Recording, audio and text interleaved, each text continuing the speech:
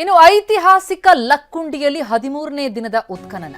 ನಿತ್ಯ ಹೊಸ ಹೊಸ ವಸ್ತುಗಳು ಪತ್ತೆಯಾಗ್ತಾ ಇದೆ. ನಿನ್ನೆ 3 ಹೆಡೆ ಸರ್ಪಶಿಲೆ ಪತ್ತೆಯಾಯಿತು. ಮತ್ತಷ್ಟು ಕುತೂಹಲ ಜಾಸ್ತಿ ಆಗ್ತಾ ಇದೆ.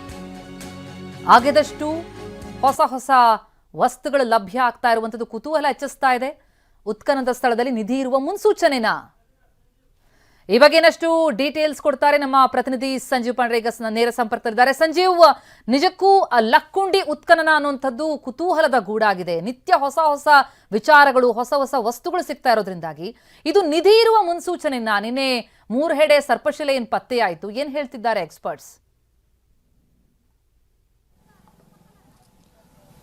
ಹೌದು ಪ್ರತಿಭಾ, ಏನು ಗದಗ ಜಿಲ್ಲೆ ಲಕ್ಕುಂಡಿಯಲ್ಲಿ ದಿನವೂ ಕೂಡ ಒಂದೊಂದು ಹೊಸ ಹೊಸ ಏನು ರಹಸ್ಯಗಳು ಬಯಲಾಗ್ತಿದೆ ಅಂತ ಹೇಳ್ಬೋದು. ಯಾಕೆಂದರೆ ಲಕ್ಕುಂಡಿ ಅಂದರೆ ಲಕ್ಕಿಗೊಂಡಿ, ಲಕ್ಷ್ಮೀ ಊರು, ಶ್ರೀಮಂತ ನಾಡು, ಸಾಕಷ್ಟು ರಾಜರ ಆಡಿದ್ದಾರೆ.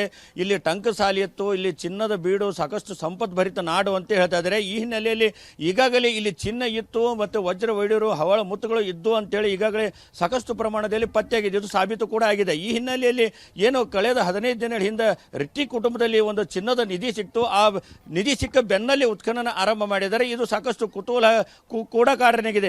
ಅದರಲ್ಲೂ ಕೂಡ ಈ ಒಂದು ಕೋಟೆ ವೀರಭದ್ರೇಶ್ವರ ದೇವಸ್ಥಾನದಲ್ಲಿ ಏನು ನಿತ್ಯವೂ ಕೂಡ ಒಂದಿಲ್ಲೊಂದು ಪುರಾತನವಾದಂಥ ವಸ್ತುಗಳು ಪತ್ತೆ ಆಗ್ತವೆ. ಜೊತೆಗೆ ಇಲ್ಲಿ ಏನು ಇಲ್ಲಿನ ಸಂಪತ್ತನ್ನು ಏನು ಸರ್ಪಗಳು ಕಾಯ್ತೇವೆ ಅಂತ ಅನ್ನೋದು ಕೂಡ ಇಲ್ಲಿ ಸಾಕಷ್ಟು ಜನರು ಮಾತಾಡ್ತಾ ಇದ್ದಾರೆ. ಅದಕ್ಕೆ ಪುಷ್ಟಿ ಎಂಬಂತೆ ನಿತ್ಯವೂ ಕೂಡ ಒಂದಿಲ್ಲ ಒಂದು ಪುರಾತನ ವಸ್ತುಗಳ ಜೊತೆಗೆ ನಾಗರ ಶಿಲೆಗಳು ಕೂಡ ಪತ್ತೆ ಆಗ್ತವೆ. ಅದರಲ್ಲೂ ಕೂಡ ಇದೇ ಉತ್ಖನನ ಸ್ಥಳದಲ್ಲಿ ಒಟ್ಟು 3 ಸಿಕ್ಕಿದೆ. ನಿನ್ನೆ ಒಂದು ಏನು 3 ಹೆಡೆದ ನಾಗರ ಶಿಲೆ ಸಿಕ್ಕಿದೆ. ಅದು ಕೂಡ ಸಾಕಷ್ಟು ಕುತೂಹಲ ಆಗಿದೆ.